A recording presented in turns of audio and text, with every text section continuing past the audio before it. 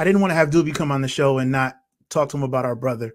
We recently lost our brother, Aaron Spears, and I just wanted to talk to you about how you feel about that and how was the environment and the setting at the service. I couldn't make it to the service, but just share some insight and some light about our brother Aaron.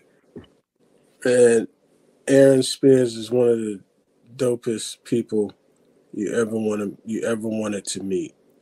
And I ain't just talking about his drumming. Yeah. He was, when I talk about character, he is the poster child for that word. Yeah. His character was so amazing, man. And he was just such a wonderful brother, man. He was so kind-hearted and he was just everything that people said about him. It was true. Yeah. Me and Aaron been brothers for a long, I want to say at least since the early 2000s, like early 2000, before people really knew who he was. Right. And he was just a cool brother then. Yeah. And so I pray for his family, his wife and son and his father. I didn't really know his mother, but I know his father for a long time. Yeah. And but it broke my heart, man. It broke my heart to lose him. But yeah, the service was one of the best services for a homegoing I've ever been to in my life. Yeah. It was beautiful, man. Tastefully done, professional, just like him. So I was happy about that, Yes, sir. It was such a beautiful thing, a beautiful service. And, I didn't leave worn down and just sad and I left, a good cries and good sad. It wasn't right. Yeah. So yeah, man, R.I.P. to my boy. Rest in peace to our brother. Yeah. To the legend, Aaron Spears. Thank you, bro. Thank you for sharing that. Yes, sir. With you being so close to these people and establishing these relationships over the years, is the artist your friend? They may be your friend, but in the different cases, is the artist your friend? It depends on the artist. Yeah. Yeah. Sometimes they ain't your friend. Sometimes you just there to do a job. Right. And sometimes they come in, you come into it with them not being your friend, but then y'all end up being friends. Right. So I think it's 50-50. It depends on the artist, because some artists are not friendly at all, and you don't even want to be their friend. You just want to do your job and get out of there. Exactly. But yeah, it's some of them you end up creating friendships. Okay. And they last, right? Lasting friendships, right? Over the years. Yeah, that's cool. All right, that's dope. What's your favorite studio session? I think we all know probably, but I don't know. I can't say, because you have amazing studio sessions on your personal, but then you've also played on some epic studio sessions as well. Yeah. I guess I would have to put Kim's record up there. Yeah. What's your favorite record from that time? I would say from that record. Yeah.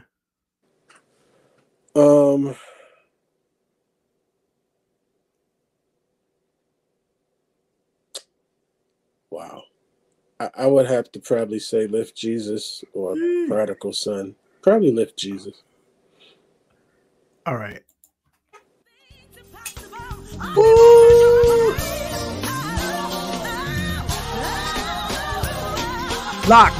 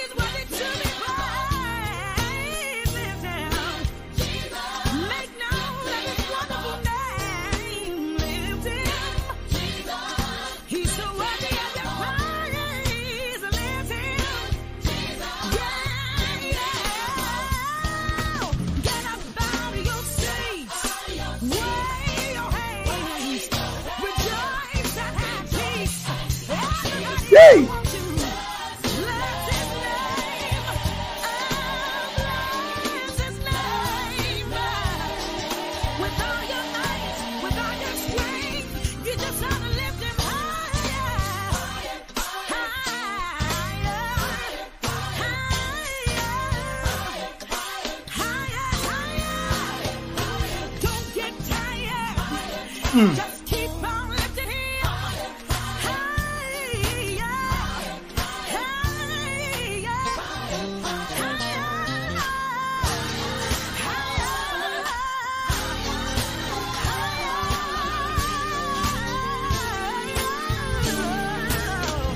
lift Jesus, lift him up. Doobie Powell, ladies and gentlemen. This is episode 14 of the In the Pocket Podcast. I got my brother here, man. My hometown homie, CT in the building. Stand up. My boy Doobie Powell. Yeah, man. Talk about that experience. What were you playing? What kit did you play on that? Man, you making me feel like a drummer again. Dog, you are. Man, goated.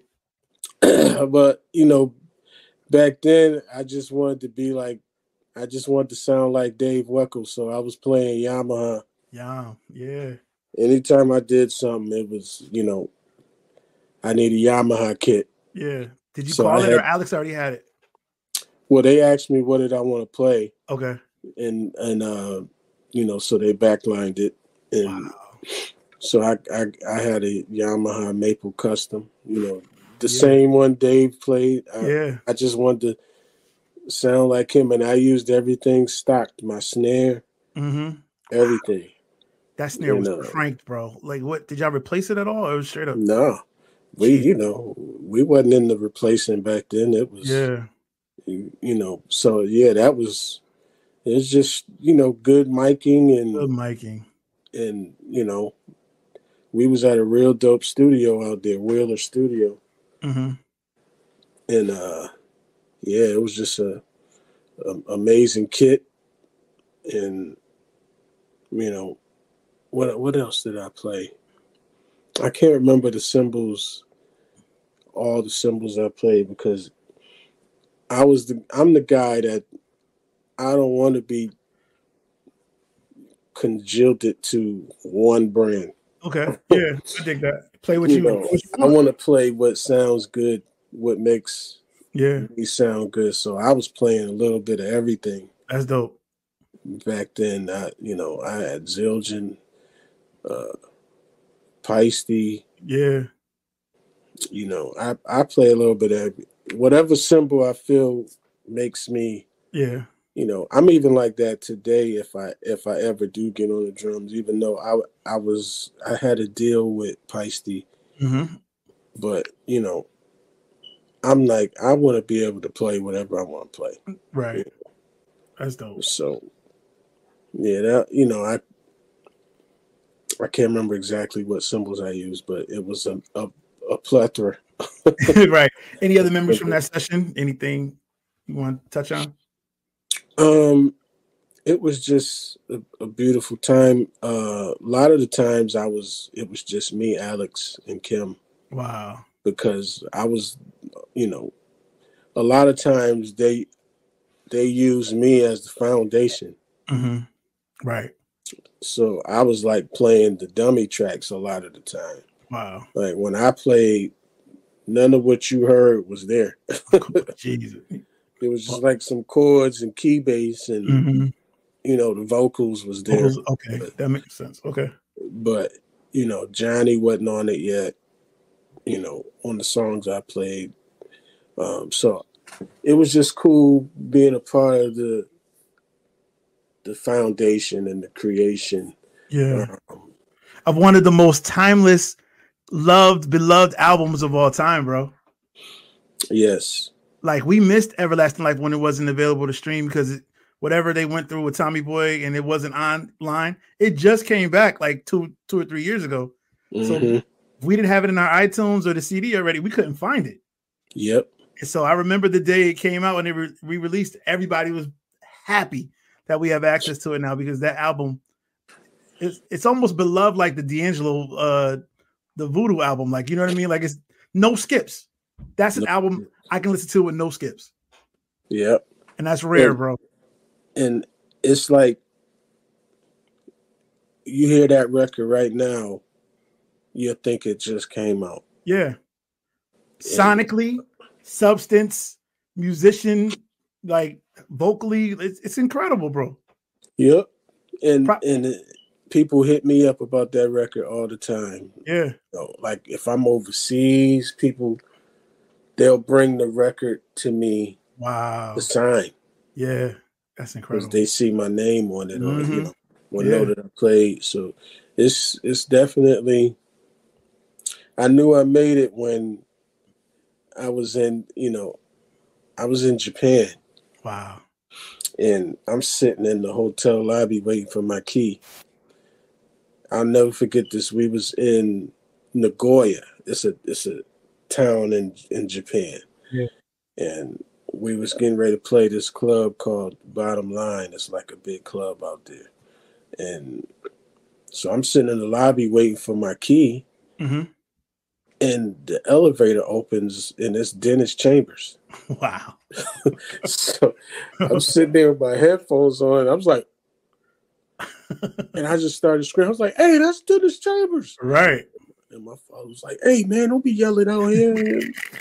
And then he looked, he was like, oh, that is Dennis Chambers. And, yeah. Because they knew each other from back in the day. So they started talking, and then he came and shook my hand and was like, hey, man, hey, you guys want to come to my show tonight? I got a show tonight. And we was off. Yeah.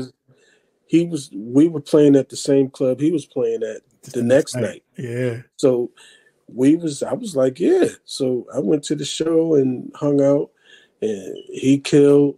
Jeez. And then he invited me up to the dressing room. Now this cat don't even know me. Wow. He's just being nice because we in Japan. I'm probably one of the only few black people he's seen. Right. So we talking, and he's like, hey man, so you in Japan, man, what you doing? And you must do something. Yeah.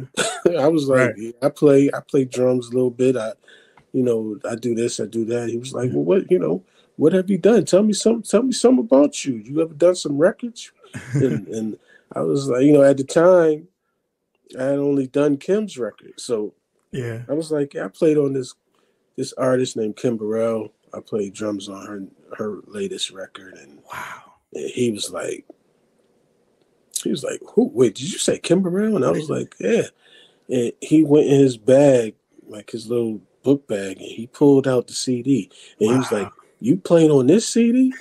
And I was like, and I'm sitting there looking like, did this cat just pull the CD? And I was like, yeah, I'm playing on that CD. He was like, and he was like, are you H. Doobie Powell? And I was like, I was like, yes.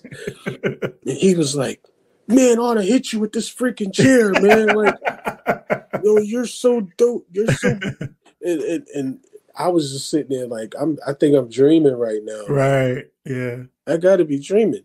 Right. And like from that moment on, we've been cool. Yeah, that's amazing, bro. You deserve all the props because of that record.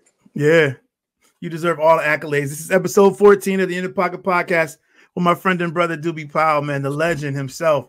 Hey, Doob, let's play a game called Rapid Fire, right? I'm gonna give you a choice, and you tell me what your choice is from this multiple choice. All right. So, New York or LA? Now, is this living or whatever your preference is? Visit, living, what? LA. LA. In-ears or headphones? Headphones. Jamaica or Puerto Rico? Wow, that's crazy. I ain't been to neither. Okay. Well, we can skip that. Let's do Japan or Mexico. Japan, for sure. Japan. All right. Surf and turf or soul food? Soul food. Soul food. 7A drumsticks or 5A drumsticks? Oh, 7A all day. You played them sessions on 7A drumsticks? 7A. Come on, Doc. Them 5. I don't know how y'all play them 5As and 5Bs. And 7A? Tree trunks y'all be playing. I can't do it. Wow. I haven't played 7A since I was 13 or 14 years old. They too thin. I don't know. I couldn't do it. But I play 7As and Peter Erskine tips. Yes, sir. Those are my favorite. It's my favorite sticks. Dope. Houston or Atlanta? Man, I know this rapid fire. I'm gonna go with Houston. Houston, okay. Vegas or Nashville? Oh, God. I love both, but I think I might have to choose Nashville. Okay. Italian food, Spanish food, or Jamaican food? Ooh. I think I'm gonna have to say Jamaican food. I just bought some Jamaican food tonight. So. What's that spot around down the street from the church that we used to go to? Oh, there's Dunn's River. Dunn's River. Scott's. Yeah, we got a whole bunch of Jamaican food. Oh, yeah, Harford is like a half Jamaican anyway, so Albany Avenue is all Jamaican. Oh man, let's see, Dilla or Q-Tip? Ooh, man, Dilla. But I love Q-Tip. That's one of my favorite rappers. Yes, sir. Roland D50 or the Roland XP80? D50. D50. Herbie or George Duke? George Duke, Doc. Yes, sir. Appetizers or dessert? Ooh. That's a tough appetizers. All right. Electric Band or Yellow Jackets? Oh.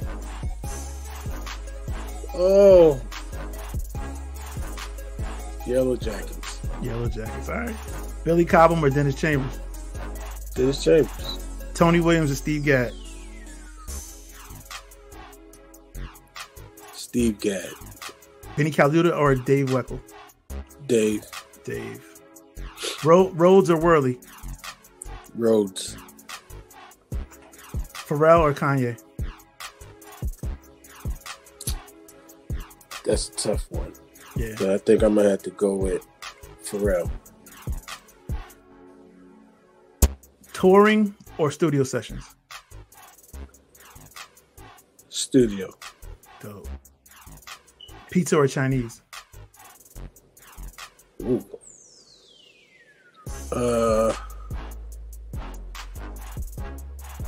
I'm gonna say pizza. Okay. Last one. Character or skill? Character. Can you explain why? Because character gets you in the door before skill do. Yeah. You know, you got to be able to be accepted and be, you know, people look at you and want to be around you, not just because you're talented. Yeah. It means something, yeah. Absolutely. Thank you, my brother. All right, let's play a game called A Picture Worth One Word. I'm going to give you some of your album covers and you tell me the vibe or the mood from that session. Okay. So we starting off with number one. When you see this, what do you think? How do you describe it? I describe that as healing. Healing. All right. I'm going to try to go in order. I don't know if I'm right. Yeah, that's the second one. This one was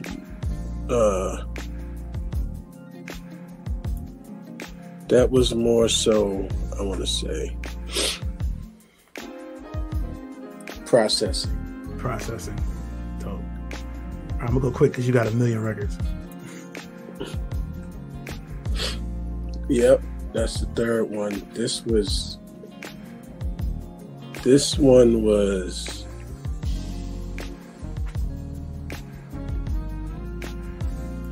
it's a word I want to say, and that was overcome. I was overcoming because I had just got robbed.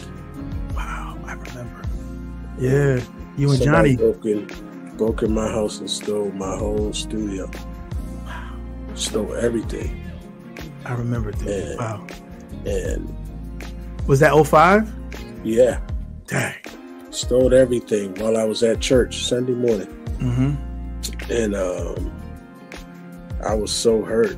And then my dad and one of my mentors, my cousin, I called him uncle because he was like my dad's age, but he was actually my cousin. Right. And but he was like one of the ones that really poured into me, my Uncle Harold. Okay. My dad gave me a bunch of equipment. Wow. my dad is the reason why I got Pro Tools, because he said, take my Pro Tools, you'll do more with it than me. Wow. and I wasn't even using Pro Tools. Yeah, no. You know, until he gave me that. But yeah. He gave me that, and then my cousin Harold gave me a bunch of equipment, and then this guy named Bishop Terry Stringer, he called me one day and was like, hey, I want you to come by the church real quick and, you know, make sure you got a car or a van or something. And I was like, okay. And I get to the church, and he come off the elevator, and he opened the elevator, and it's all this equipment. Wow. And he was like, here, man, I want you to take this and, you know, do something with it. Yeah. You know, and some of it was old equipment. Right. It was just the fact that he gave me stuff that I can use. And then another preacher that's in the music sent me some equipment in the mail, and, you know, and I was just like, okay, I got a little studio again. Yeah. So that's how that record came about. Wow. That's why I called it Can't Be Stopped. Yes, sir. I can't be stopped. I was mad. Stop. All right, next one. Well, you know, for Zoe it was before this. Oh, was it before? Okay. You're right. I put my order in the wrong place. So I'll go here. Yep, for Zoe. This started out as me from just making. It started out as me just trying to make a little mixtape to bring the aim. Oh wow! Yeah. And then it just became more than that. And my daughter Zoe, she was kind of brand new back then. Yeah. Because I put that out in 07. And Zoe was, you know, she was a little over a year old. And me and her was rocking every day. Yeah. Because Denise would be at work. Right. So me and Zoe be rocking all day long. And she just be in the studio with me. Right. So that's why I called it for Zoe. That's amazing. And her name means life, so it was just for life. That's dope. See, we didn't know that. We just thought it was a tribute to your daughter. Now we know what the meaning is. That's dope. So back to the time is now, because this record was popping. Yep. This was You came with a different sound on this one. Do you agree? Yeah. It still was you, but it was you opened up to like a more electronic sound. Yeah, definitely. It was Logic was hot back then. So even though I still use the Pro Tools, like, it doesn't matter what you use. I always end up in Pro Tools, no matter what. To make sure. So I was, on the Logic train for a while. So I was tracking everything in Logic, which opened me up to some other sounds and some other, thought processes. But so that's kind of how that, I have to give Logic props, because they kind of, even though I don't use it no more, but Logic was kind of what, kind of got me on that mindset, because I was just like, oh man, this sound dope. Oh, this is a dope sound. Oh, this is a dope, and I was just coming up with stuff left and right, just because I was in Logic, and which allowed me to have another sound, and or another thought process, I'll say. Gotcha. And that's what got me, made that record kind of different. Got you. I don't know if I'm in order. I'm probably not, but I'm going to go straight to this next one.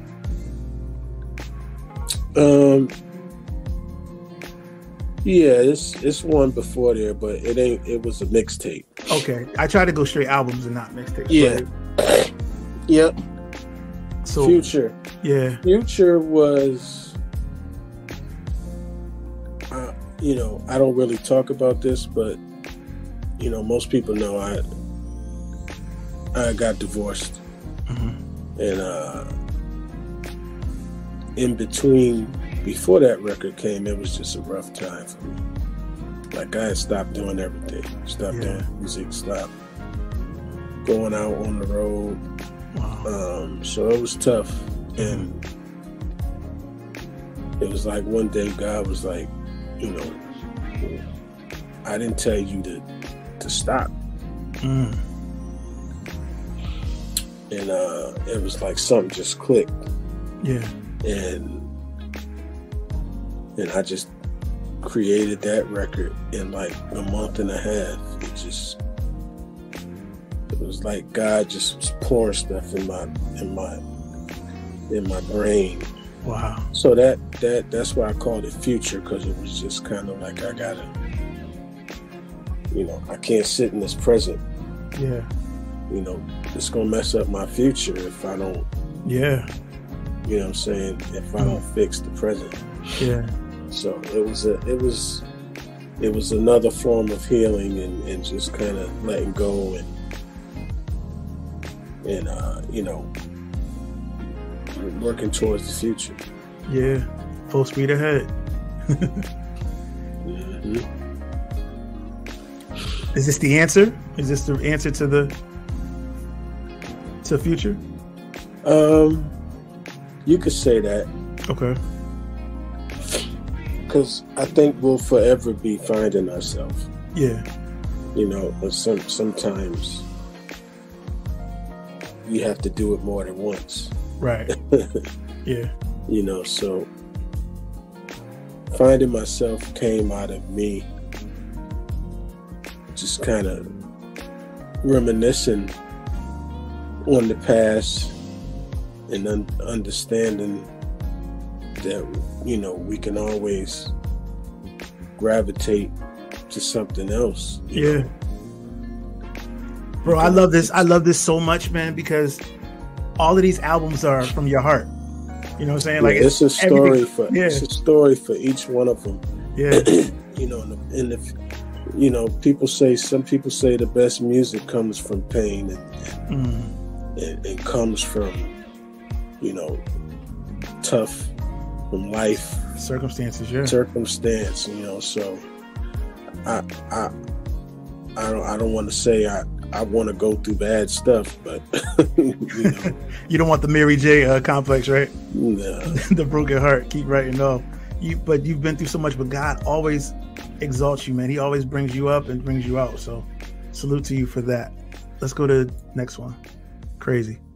Yeah. Gemini was it actually was a mixtape. Okay. And it was just something I decided to put out on my birthday back in I want to say 2011. Okay. And so that's out of order. Really, it's in between. It was in between the times now and Future. No, it's not. No? It's right. It is right? It is, yeah. Okay. And I did it to actually pay homage to some of my favorite writers and musicians. So that's why I redid Herbie Hancock's Trust Me. I redid John's Strength. I redid I paid homage to Bill Withers. I paid I know. Yep. That just is tough. Woo! I paid homage to Billy Preston. I did That's the Way God Planned It. Yeah. I paid homage to DJ Rogers, Coming Back. Yeah, classics. And then Stevie Wonder. I redid Evil. A lot of people didn't know that was his song. Yeah, I didn't know that was mine. Right. But it was Stevie Wonder's song, man. You got to hear it. You ain't never heard his version. Yeah. That cat. I had to drop the key because I was like, how's he singing this up there? Yeah. but Yeah, and then I did like 2 songs, original songs, but it was more so to pay homage to those writers. That's dope, man. That's why it says Gemini, because I released it actually on my birthday. That's tough. All right, let me speed up. All things new. Yeah, that was just me being happy that, God allowed me to get out of 2020. Yeah, right. So many people didn't make it. Yes, sir. And I wanted to celebrate that, and it's crazy because after I released that, then I caught COVID.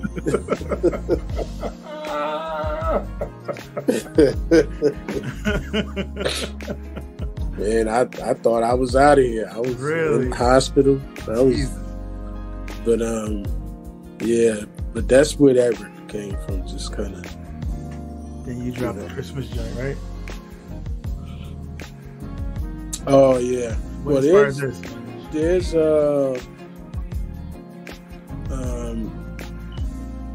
Leander's Road was after. I thought it was after the Christmas joint. Yeah, Leander's Road was next. That's such a polished record, Doobie. Like, this Leander's Road record is so polished, bro. Like, it might be almost your jazz record. Yeah, man, this is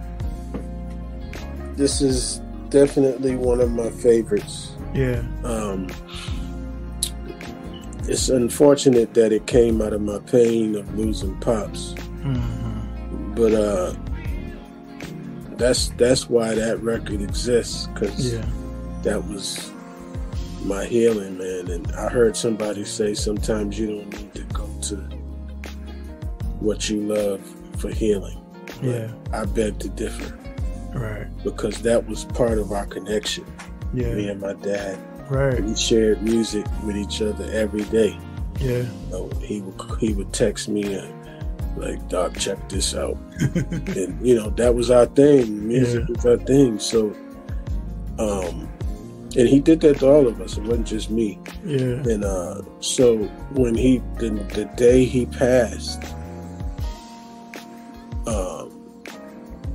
I came home and I couldn't sleep.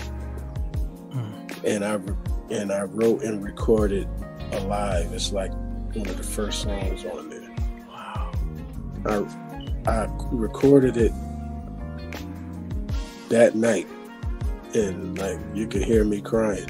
Yeah. And then it was just like, okay, let me record something else. Yeah. It just kind of kept going. My writing. I started writing, and it was just a whole thing. And it was like when I finished, it was so therapeutic. Sometimes I listen to it now when I'm thinking about Pops. Yeah. So that's yeah. It choked up thinking about it, but that's where that record came from. Yes, sir. Art Tunes. Talk to me about this. This record is crazy. Art Tunes is just, I never did an actual instrumental record. Mm-hmm. That's something I recorded all, kind of other records, but I never did a straight like instrumental. Yeah. And my dad used to always say, you should put out some instrumental music, man. Yeah. And so that was kind of me saying, okay, Dad, check this out. Right. And I still got some singing on it too, Yeah. but its majority is mostly. Your daughter's on there too. Yeah. Woo. Yeah, I got them singing on there. Beautiful, man. Beautiful. What inspired you to want to do the collaboration? Oh, the best of. It was just because I know there's a lot of songs and records that a lot of people don't know. It's like it's funny because every time I put out a record, I gain new followers, but they don't know what I did previously. Yeah, they only they start right there and go forward versus you got to go back 25 years. Yeah, all that they missed. So it's like, let me put some of this music on here together that they may not have heard before. It's a dope collection, man. I listen to it every day. Thank you. Yes, sir. This is episode 14 of the In the Pocket podcast with my friend and brother, Mr. Doobie Powell. We're going to play a game called Check My Catalog. Doob, I'm going to play a snippet of one of your records, and you tell me some backstory about it, all right? Okay.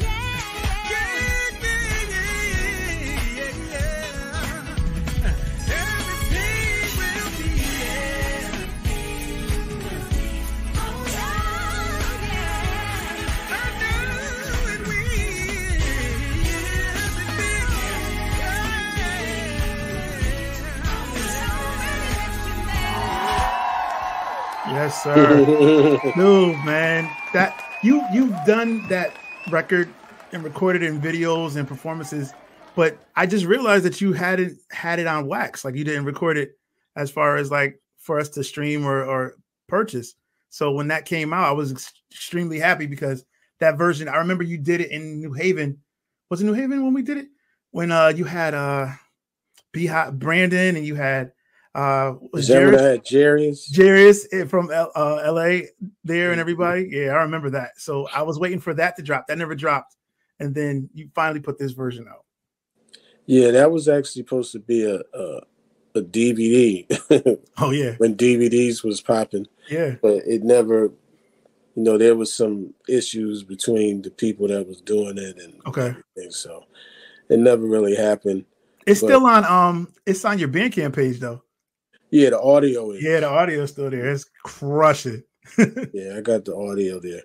But that song, it's been recorded so many times, or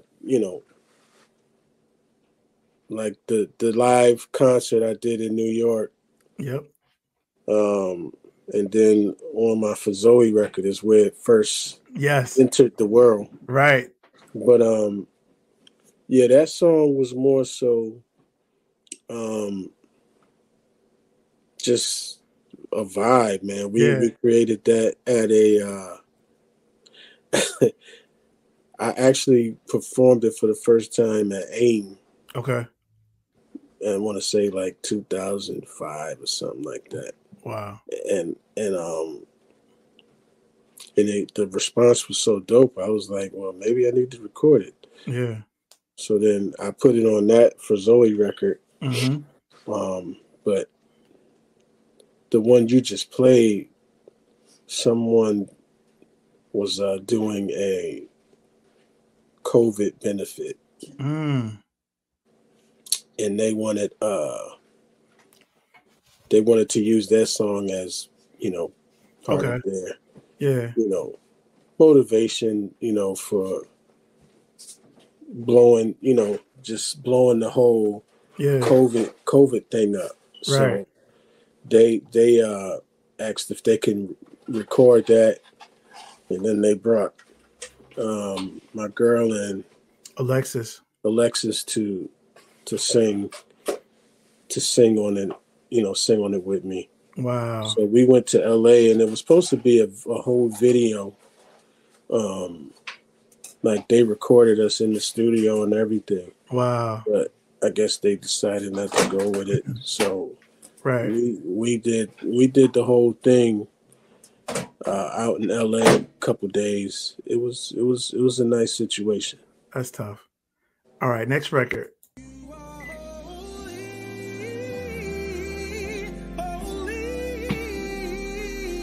Are you Lord God Almighty?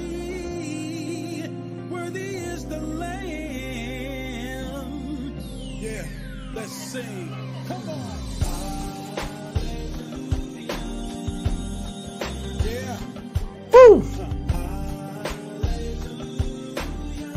For the Lord. Everybody say. Hallelujah.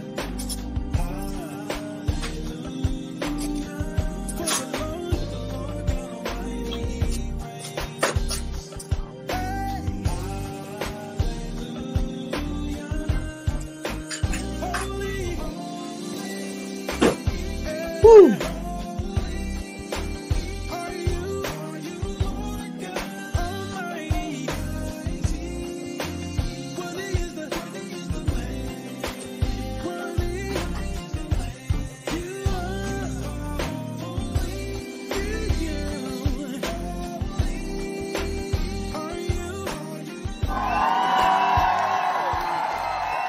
Dude, talk to me about that amazing remix of Agnes Day.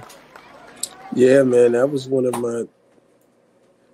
When I first heard that song, you know, I was like, man, this song is so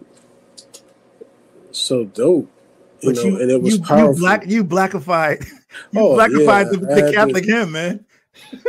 I had to definitely make it me. Yeah, man. You know, I mean, if you're gonna do somebody's song, you can't Right. do it. You can't do it like them. You know, Right. it gotta make sense that Yes, sir. you know people got to be able to see something else from it. Yeah. So yeah, that was just me paying homage, man. Like I really liked the song. I liked their way. Yeah. You know, I wasn't gonna do it their way. Yeah. So. Yes, sir. Let's go to this one. Oh, we moving, y'all. Yeah. Yeah. I mean, no, The song I stole. I know we gotta move, but I want to say that part one more time. Come on.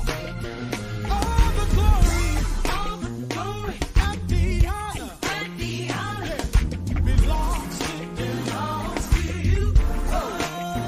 All the glory, Woo! and the honor, belongs to you. Everybody just give praise. Come on. Let me hear you make some Holy Ghost noise in the house.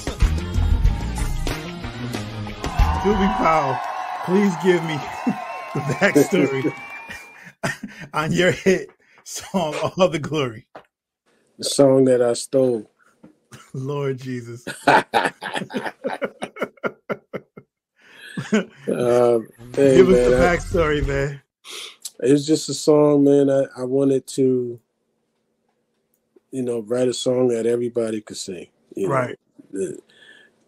the church choir could sing that song. Did you debut this aim? Did you debut this aim? Or was it before that? You said that AIM? Yeah, did you like let the world hear it first in AIM, or did you do it at home first? No.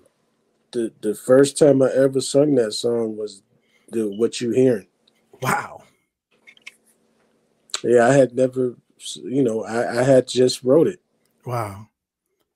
I just wrote it and taught it in rehearsal. Are we talking like 04, 05? 05. 05, yeah. That's when, because the night that we recorded that record, Mhm. it was actually my CD release for Can't Be Stopped. Wow. I released Can't Be Stopped that night, but I also recorded. Nobody knew I was recording. You Yeah. know, I had my own equipment, so I just plugged up Yeah. and lined everything up, and we just, when they introduced me, we went in the red. Yeah. And that's what you hear from that. That's from that night.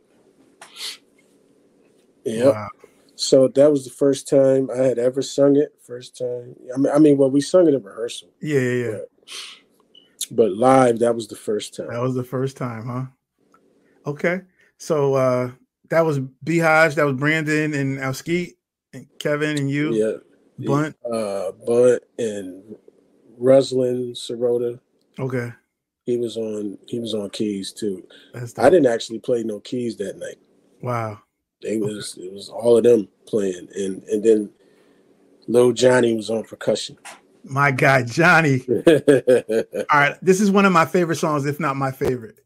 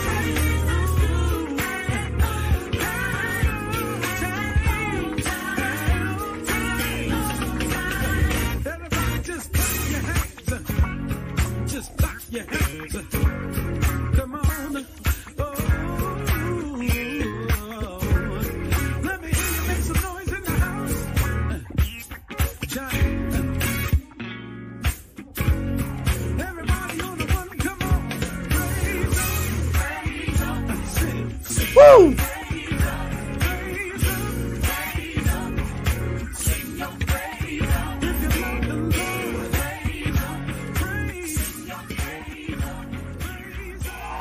That was Praise Up, dude. That. I miss gospel music, man. We need more music like that, man. Music is supposed to inspire. It's supposed to make you feel different, man. Yeah. And like, if you don't feel it from that, like, you're not listening to the right stuff, man. So thank you for creating this music that we can listen to. I call your music Jersey Turnpike music because it just goes, bro. Like, you can put it on and we just go. You know, when you get through New York and you get on the Turnpike, you just cruising. And 95 South, dude. That's just go, man. And that's how we feel about music, man. It just, you can put your records on and just, it's a vibe the whole time, man. And we love that about that. Love that from you and for that. Yes, sir. Praise Up. What's up? Who's on it? Johnny DeBose. Yeah. Ace Livingston. Ace. Kevin is on organ. And then I did everything else. Yeah. And then you on drums too. Yeah. Cut that at the crib, I heard, right? At my studio. I had my own studio back then. So okay. Yeah, I cut them there. That's dope, man. So tight, so precise. The way you just think, it's not a lot of aggressive hi-hat. It's perfect placement, man. Yeah, well, I appreciate that, but I think you're not really doing your job as a musician if you're not producing. Yeah, got you. You gotta be able to produce yourself and think about everything that's around you. Yeah, you got to think about the whole picture. Yeah, not just you playing. Yeah, and that's where a lot of musicians miss it. They miss that they're actually producing themselves. Yeah, very true. On their instrument. Right. Very true, bro. Let's go to one of your biggest records.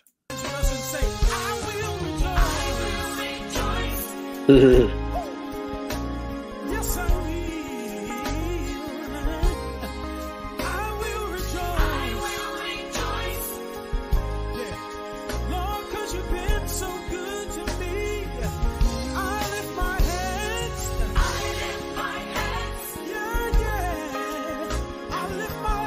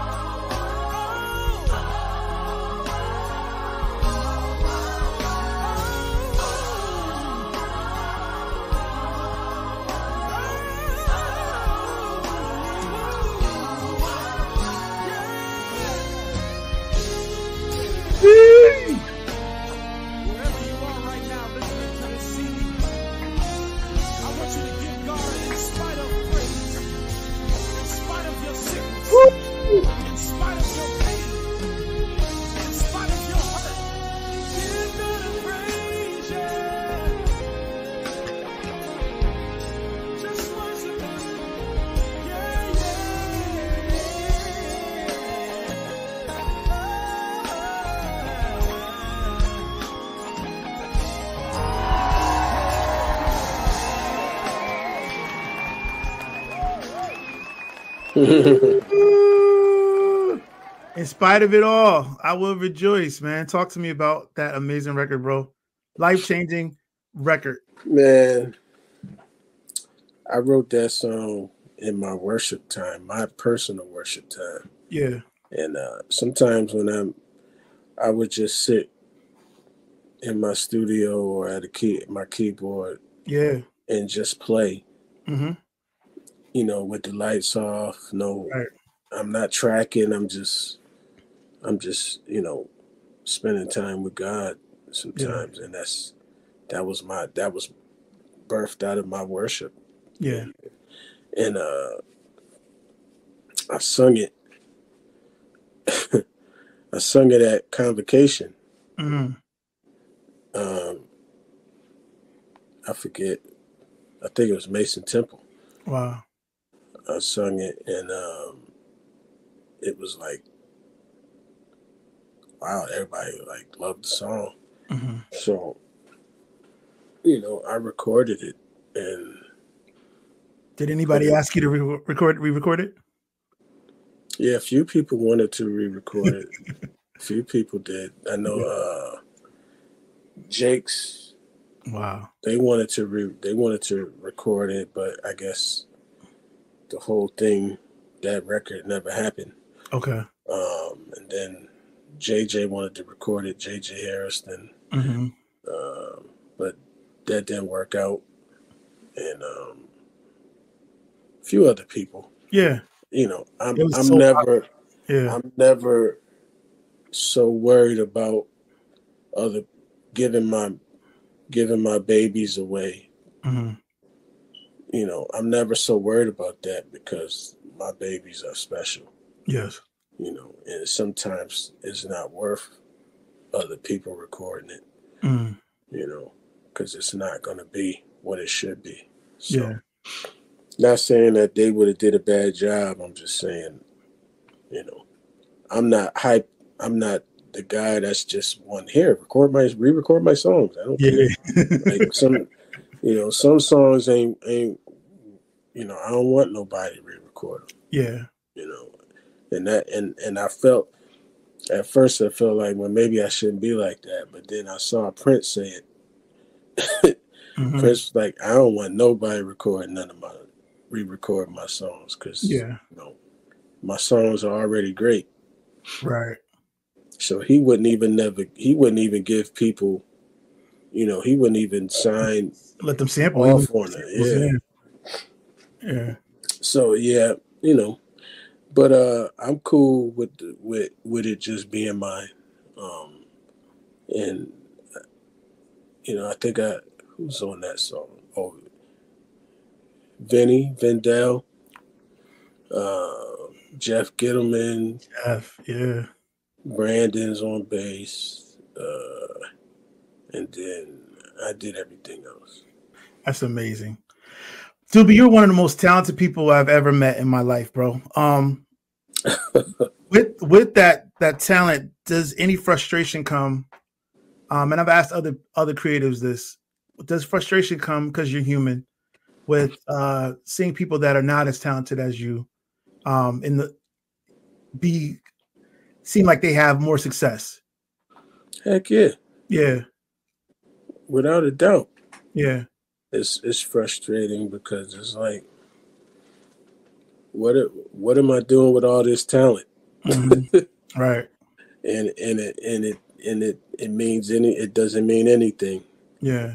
You know, if these people can make it and I have to look at them and let them critique and tell me.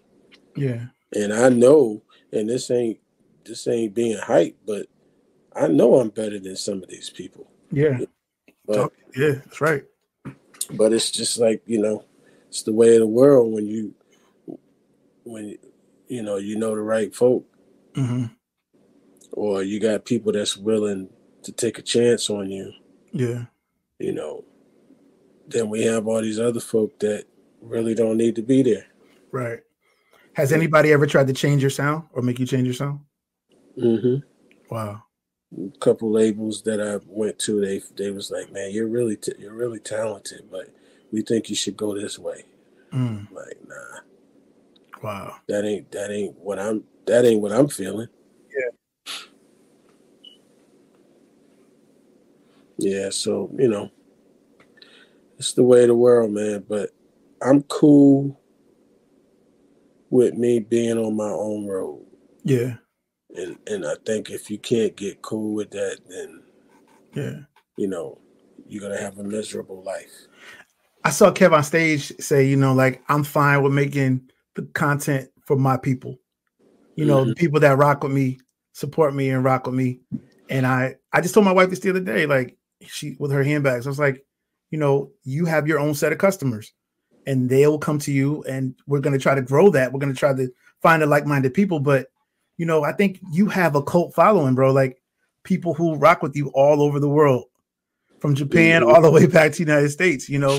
And I think that's to be commended, because you put your 30 years into the game, and we love you, we support you, and we want that sound. We don't want to hear Doobie do something else. We want to hear Doobie be Doobie. And I think I want you to know that we appreciate it. And sometimes the reward is not always in finances, but it's in favor. It's in, you know, other things, long life. It's in health. It's in other things. So, and we want you to be successful. We want you to have everything that God has for you. But just know that you're dope, and that the real ones know. Yeah, I appreciate that, man. Yeah. And that's all that I want, man. I just want to be happy and content. Yeah. And I want people to feel what I feel. Yeah. You know, and that's you can't ask for no more than that, man. Yeah. And whoever God allows me to touch, that's who it is. You know, yeah. That means my job is getting done. Yeah, that's dope. So, bro, in wrapping up, you're a strong man. You've been through so much, and your family has experienced so much hurt and loss. How are you staying strong in these trying times, with everything you've been through from your early 20s to now, as the head of your family? How are you guys keeping together in this trying time? God, my faith, my belief, word, my stick-to-itiveness, my trusting in His word, me following the principles and the guidelines that keeps us rooted, and just staying on that destiny road, man. These are just sometimes when you're driving and there's like debris in the road and rocks and different stuff, glass in the road while you're driving on the highway. Sometimes you have to navigate around it. Or, still try to stay on that road because you can't get off this road. Right. And destiny, man, is a long road. Yeah. And if you take one of these exits off of the destiny road, that may take you so far away from your destiny that now you got to try to navigate back to this road that you should have never got off of. Word. So my mind is to just stay on this road, because that's the only thing that's going to keep me rooted. Is staying on this road and doing God's will, man. And God's will ain't always necessarily, and people need to understand this. God's will ain't always in the church behind a pulpit. True. Right. And once I had to get my mind set off of that, because I felt that was the only, early in my career, I felt that was the only way that I can be who I wanted to be, is if I'm standing up with a mic in front of a church. you know, with singers behind me. And Yeah. not that there's anything wrong with that, but No. I was only doing that because that was what everybody wanted at the time. And then I had to come to the realization, like, my music ain't even that. So why are you trying to settle yourself for something that you're actually not? Yeah. You know, and then I had to grab hold of that and make that work for me, because now I'm entering into a world where I'm alone, because nobody was doing what I was doing in church. You know, I was doing it before Smokey and all these other cats that's sitting and playing. Yeah. I was doing it before them. I may not be as known as them or whatever, but I was doing it before them. Yeah. You know, and so it was like, well, they doing it now. They doing something that I was doing already. Right. You know, so it's like, but then when I started doing it again, it was like my music was kind of foreign to other people, that like church folk, quote unquote, who didn't understand music. They just was like, this ain't what we used to. This, you know. So then I had to realize that who I am and what I do ain't just for the church. Yeah. You know, it's probably more so for the folk outside the church. Yeah. But long as my message is pure, and long as my life that I live is pure, Yes, sir. then God is going to still continue to allow me to bless other people. Absolutely, bro. Because your intentions are good. Yeah, and I get a lot of people in the industry that don't even go to church that listen to my music and say, like, you really opened me up to wanting to understand more about God. That means that I'm actually doing my part. You letting your light shine, bro. So that's all I can do, man. And that's, you know, if that's where God has me and that's where he want me, then that's what I'm going to do. I'm going to keep doing it the way he wants me to do it. And he ain't told me that I'm doing it wrong yet. Right. No, you're definitely making an impact, bro. With 30 years in the game, aside from you being amazing, why do you still think you're sought out to produce people and produce records? Well, I think it's for one is because I think I want to. I want to be able to. Yeah. And I think I have something to offer. Absolutely. And I think I'm a producer, not just a producer who's able to produce themselves through artists. My mindset as a producer is more than that, because there's a lot of producers out there who produce artists and it sound like them. Like them, yeah. You know, and that's cool if that's what the artist wants. If they want a record like you, then you know, you got to give them a record like you. But sometimes you're in a position to create an artist and give them the sound that they want. Yeah. And sometimes there's a lot of producers who are unable to do that. You know, and I'm the guy that can be a chameleon. I can give you a record and you won't even know it's me. Yeah. Right. You know, because my job is to produce you. My job is not to produce me. Yeah. For you. Yeah. So I think when you can get to that level, then that's a great place to be. All right, let's bring it home, bro. How important is family to you? You have beautiful children. You have a wonderful legacy. How important is family to you? And then how do you want your legacy to be? How do you want your story to be written? Family is everything, man. Yeah. I wouldn't trade it for all the money in the world. Yeah. Family is everything. Family is my lifeline. Family is why I'm alive. Yes, sir. You know, I'm living for them. Yeah. For my kids, and, you know, living for my mom, and, you know, I'm living to to make them happy. Yeah. And so family is everything. And then how do you want to be remembered? And when you got many more years to live, I just want to know, like, what do you want to be said about you? Well, I want people to understand and know that my life was lived to please God and to be an example to my kids. Yes.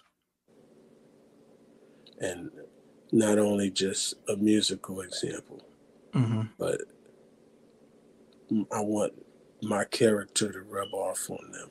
Yeah. So when they grow up, people can say, your kids, you know, when they grow up, you're such an amazing person. You know, that's important to me, for people to like you. Yeah. You know, not just to respect you or not just to, you know, there's some artists and industry people right now that I don't ever want to deal with. And they're some of the dopest people on the planet. Yeah. But when you see people for who they really are, yeah, right, it turns you off. Facts. So I don't want that to be said about me. I don't want people to have to find things to say about me when I'm gone. Yeah. You know, I want it to be effortless. Yeah. You know, not perfect. I'm not perfect. No, nobody is. I want you to be able. I want the good to be the first thing. Yes, sir. That come out your mouth. Word. You know. That is the essence of Doobie Powell, man. Professional musician, father, son. I mean, lover of God, just a minister of the gospel, yo. Just a cool dude. You are one of my heroes, my brother, and I thank you for being on the show. You have been nothing but kind to me my whole life. You mixed my records. You produced records, produced records, songs I've written. You know, like, I just look up to you, bro. And I feel the same way right now at 43 that I did when I was 13. And wow. And that's 30 years of just being a fan and a student, bro. And I owe a lot of my musical approach to you and your brothers and your father and IP and Brandon and all the people that I worked with that are in the family. If you think about it, the Friends album, Ricky Harris album came out 30 years ago next year. And I'm Pinky sang the title song on that record. And Brandon was a little kid running around, you know, when in the rehearsals. So I mean, our families go back. My grandfather and Bishop Jefferson were good friends. And you know, our families have been intertwined in the state of Connecticut for many years. And the respect. Your father got out the hospital and came to my dad's homegoing. And I'll never forget that. Yeah, we brought him. Yeah. And so I'll never forget that. He had to go. Yeah. And I'll put it like this. My father had the cassette of it was white. I don't know which album it was. It might have been A Mighty Fortress. A Mighty Fortress is our God. Your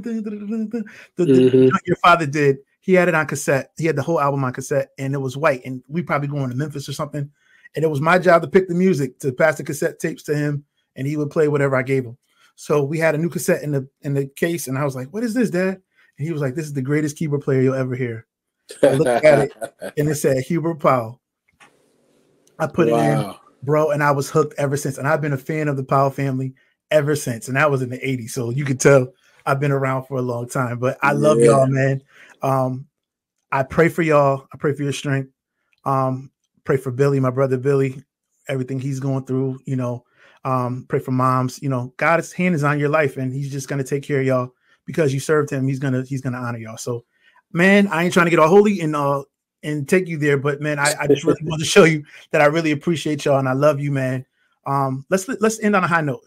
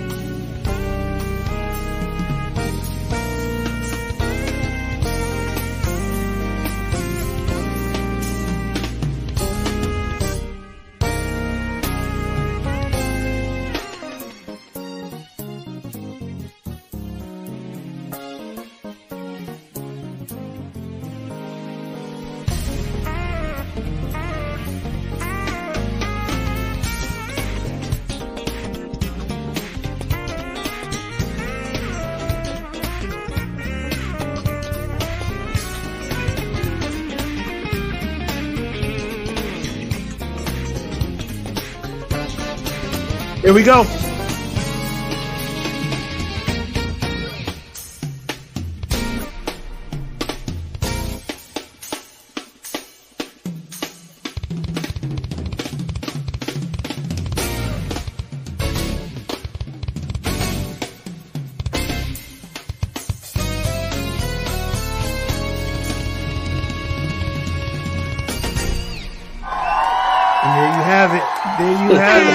There you have it, my guy, Doobie Powell.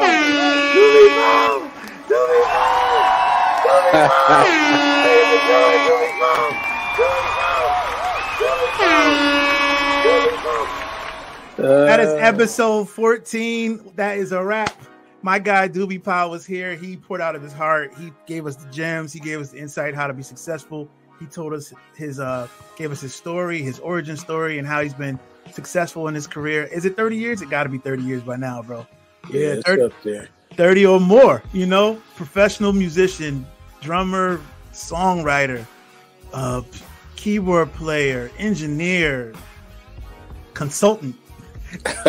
He does it all.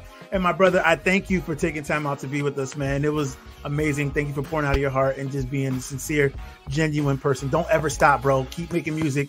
I love that you have created so much music and so many records, that you have a long legacy of music, and that we can listen to it forever, and your children can have it as part of your catalog and just listen to it forever. So I love that. It will bless people for generations, bro. Don't stop. And we love and support you, bro. Man, thank you so much, man. This is an honor and a privilege to be here with you, man. And you know that you're taking out the time to, you know, get into the minds of the people, man. And give people a look on, you know, some of these great musicians and artists that you've been posting, man. So it's a beautiful thing, man. I'm glad to be a part. My guy. Ladies and gentlemen, that's a wrap. Episode 14 of the In the Pocket Podcast. My guy, Doobie Powell. Give him a hand, y'all. Woo!